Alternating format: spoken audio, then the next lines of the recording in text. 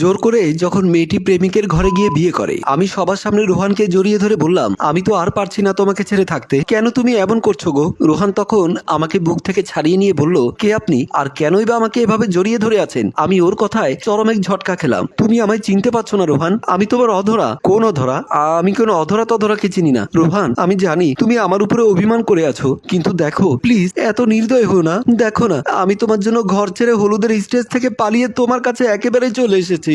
আমাদের এসব দেখে রোহানের বাসার সবাই এক ঝটকা খেলো। সেখানে রোহানের মা, বড় ভাবি ওনারা ছিলেন। অধরা আর কোনো কথা বলছে না। তা দেখে রোহানের ভাবি আমার কাছে এসে আমাকে বলল, তুমি বাসা থেকে বেরিয়ে যাবে নাকি আমি তোমায় হাত ধরে বের করে দেবো? রোহানের কয়েকদিন পরে বিয়ে, আরো বলেছে না ও তোমায় চেনে না, তাহলে দাঁড়িয়ে আছো কেন? বের হয়ে যাও ঘর থেকে। আমি ভাবির কথা শুনে আবারও রোহানের কলার ধরে বললাম, ও কলিজা, তুই আমাকে চিনিস না? একবার তাকা আমার দিকে। তুই না বলতি আমার চোখের দিকে তাকালে তোর ঠোঁটে হাসি ফোটে? আজ তোর সেই প্রিয় চোখ জলে ভিজে যাচ্ছে। তুই দেখবি না আমি কাঁদলে না তোর বুকের ভেতরে ব্যথা করে? আজ করছে না ব্যথা? আমি কই যাব বলতে পারিস তুই? আমার তো মৃত্যু ছাড়া আর কোনো পথ খোলা থাকবে না। রোহান যেন মূর্তির মতো অন্যদিকে তাকিয়ে আছে। ভাবি আমার হাত ধরে টেনে নিয়ে মেইন দরজার কাছে নিয়ে আসে। দরজার সামনে এসে বের হয়ে যা বলতে এমন সময় রোহানের বাবা বাড়িতে ঢুকে, আর আমি সাথে সাথে রোহানের বাবার পায়ের কাছে পড়ে গেলাম। ওনার পা ধরে বললাম, আঙ্কেল আমাকে এই বাড়ি থেকে বের করে দিয়েন না। আমার আর কোথাও যাওয়ার জায়গা নেই। এখান থেকে বের করে দেওয়া মানে মৃত্যুর দিকে ঠেলে দেওয়া। রোহানের বাবা যেন কিছুই বুঝতে পারছে না, কি হচ্ছে এসব? রোহানের বাবা বলল,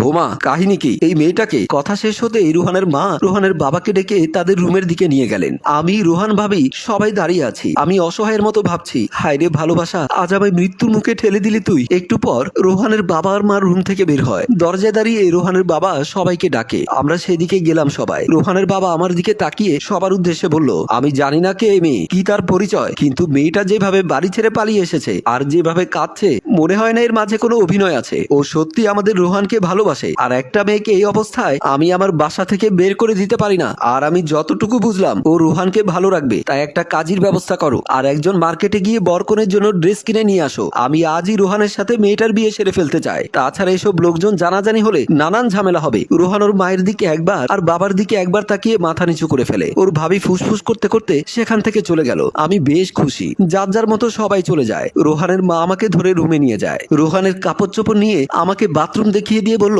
মা যাও গোসল করে নাও গে, গোসল শেষে আমাদের রুমে এসো। আচ্ছা মা, ঠিক আছে বলেই আমি ওয়াশরুমের দিকে চলে গেলাম। আমি ওয়াশরুম থেকে বের হয়ে নতুন শাড়ি পরে আয়নার সামনে বসে আছি। হায়রে রোহান, সবাই আমায় অপমান করে নিচ্ছে, কিন্তু যার আপন আমি হতে চাইলাম তারই মন থেকে আপন হতে পারলাম না। এই ভেবে আমার চোখের জল অনবরত ঝরতে লাগলো। এমন সময় রোহানের মা একটি বক্স নিয়ে আসে। আমি তখনই চোখ মুছে ফেলি। রোহানের মা এসে আমাকে ধরে তুলে দেখে বলল, বাহ, আমার বৌমাকে তো বেশ দারুণ দেখাচ্ছে, একদম পরীর মতো। মা আমাকে জুয়েলারি বক্সটা খুলে বলল, এটা রোহান নিয়ে এসেছে। উনি গহনাটি হাতে নিয়ে আমার গলায় পরিয়ে দিচ্ছে। আমি বেশ অবাক হচ্ছি, কারণ এ তো আমার পছন্দের জুয়েলারি। তবে কি ওর হবু বউয়ের জন্য আমার পছন্দের জুয়েলারি নিয়ে এসেছিল? ওই মেয়েকে পরাবে বলে নিয়ে এসেছিল। মা একটি নাকফুল হাতে দিয়ে বলল, নাকফুলটা সকালে পরে নিও, এটা রোহানের খুব পছন্দ। আমি মাকে জড়িয়ে ধরলাম। কাজী ডেকে দুজনের বিয়ে হয়ে যায়। রাত প্রায় 1টা ছুঁই ছুঁই। আমি মাথার ঘুমটা দিয়ে খাটে বসে আছি। রাত 2:30। আমি এখনো রোহানের জন্য বসে আছি। বেশ ঘুম পাচ্ছে। রোহান খাটে আমার কাছে এসে বসলো। আমার হাতের লোম সব দাঁড়িয়ে গেল।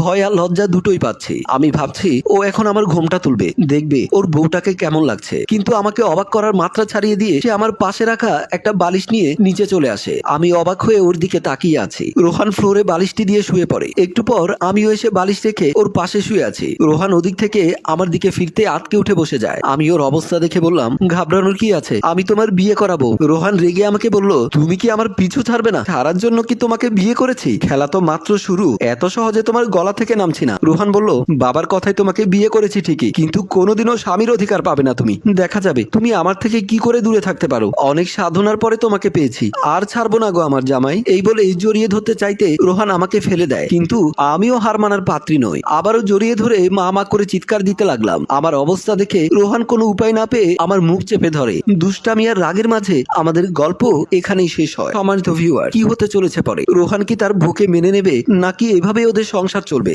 জানতে দ্বিতীয় পর্বের জন্য কমেন্ট করুন। গল্প ভাবনায় হাশেম রাজু, পরিচালনায় এম ইদ্রিস।